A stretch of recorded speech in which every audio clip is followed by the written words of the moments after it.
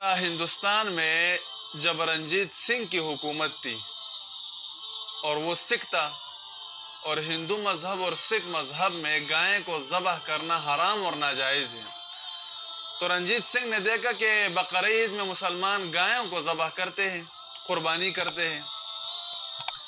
तो रंजीत सिंह ने कुर्बानी पर पाबंदी लगा दी और ऐलान किया कि आज के बाद अगर किसी ने जानवर को ज़बह किया तो उसकी सज़ा जो है फांसी होगी। ये कानून बनाया, लॉ बनाया उसने ये हिंदुस्तान में।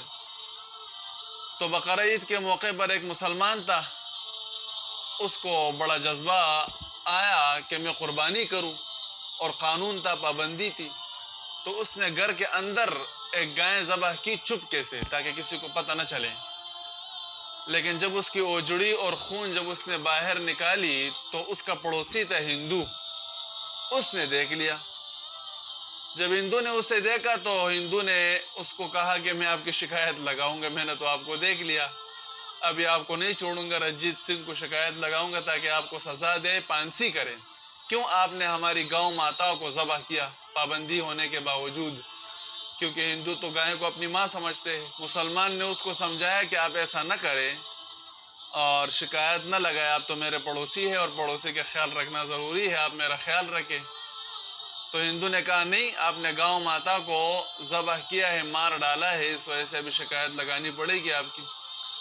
तो मुसलमान ने उसको कहा कि चलो मैं आपको कुछ देता हूँ और वो लेकर खामोश हो जाओ। उसने कहा कि क्या दोगे? कहा मेरे साथ घर में चलो, वहाँ पर मैं आपको कुछ देता हूँ, आप वो देखकर खुश हो जाएंगे।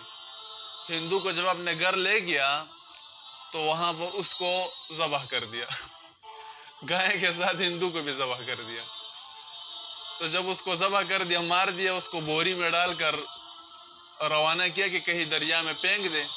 तो रास्ते में किसी कोतवाल पुलिस ने उसको रोक लिया, कहा कि भाई बोरी में क्या लेकर जा रहे? इसने कहा कि कपड़े हैं, दरिया के किनारे धोने के लिए लेकर जा रहा हूँ। तो पुलिस ने कहा कि तलाशी दो, कपड़े तो इतने भारी नहीं होते। उसने कहा कि कपड़े तो भारी नहीं होते, लेकिन ये गीले हो गए थे, इस वजह से भारी नज़र आ रहे हैं। पुलिस ने कहा नहीं भाई तलाशी दो। जब तलाशी दी तो उसके अंदर से हिंदू निकल आया जो मर गया था। तो कहा कि आपने तो आदमी को कत्ल किया है। रंजीत सिंह के दरबार में पेश हुआ वो। रंजीत सिंह ने पूछा कि आपने इसको क्यों कत्ल किया? अच्छा, रंजीत सिंह की एक अजीब खासियत थी कि अगर कोई सच बोले तो उसको माफ़ कर देता था, छोड़ देता। तो मुसलमान ने कहा कि मैंने गाय ज़बह की थी, ये मेरी शिकायत लगा रहा था, इस वजह से मैंने इसको कत्ल कर दिया। मैंने समझाया लेकिन यह बात नहीं मान रहा था, इस वजह से मैंने कत्ल कर दिया।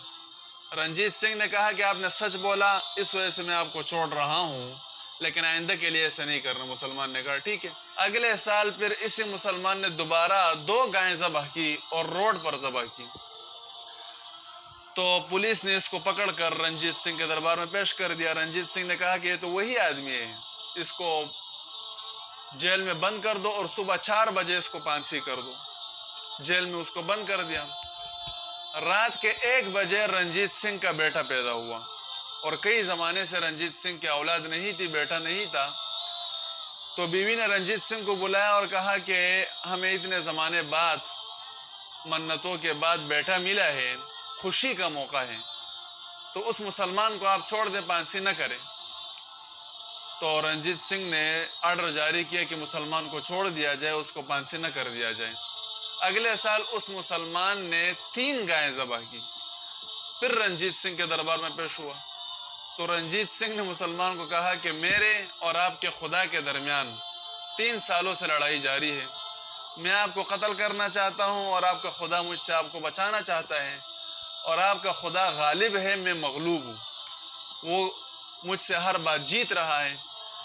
इस वजह से अब आपको कुर्बानी करने की इजाज़त है, आप हर साल बकरा ईद में जानवर ज़बह करें और पैसे हमसे ले, हुकूमती प्रोटोकॉल आपको देकर आपको इजाज़त है ज़बह करने की। तो ये होता है ईमानी जज्बा।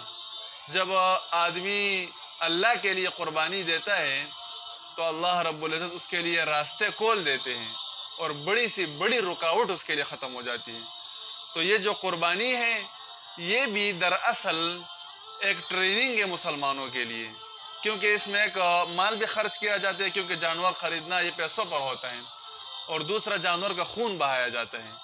तो इन दोनों से इशारा होता है कि जब तक दीन पर और अल्लाह के रास्ते में अपना माल और जान खर्च नहीं करोगे, तब तक दुनिया और आखिरत में आपको कामयाबी नहीं मिलेगी और आपके लिए रास्ते नहीं खुलेंगे। जब आप अपना माल भी खर्च करेंगे, जान भी खर्च करेंगे, तो इन दोनों के खर्च करने के बाद अल्लाह रब्बुल इज़्ज़त दुनिया और आखिरत में आपको कामयाबी अता फरमाएंगे। और जो रुकावटें होगी, जो मुश्किलात होंगे, वो सब रास्ते खोल देंगे। जैसे सहाबा ने कुर्बानियाँ दी और अम्बिया ने कुर्बानियाँ दी। तो ये बकरा ईद की कुर्बानी ये हमारे लिए एक मिसाल है, एक इबरत है, एक नसीहत है, ताकि हम इससे इबरत हासिल करें कि अपनी पूरी ज़िंदगी इस रंग में डाल दें। तो अल्लाह रब्बुल इज़्ज़त हमें अमल करने की तौफीक अता फरमाए।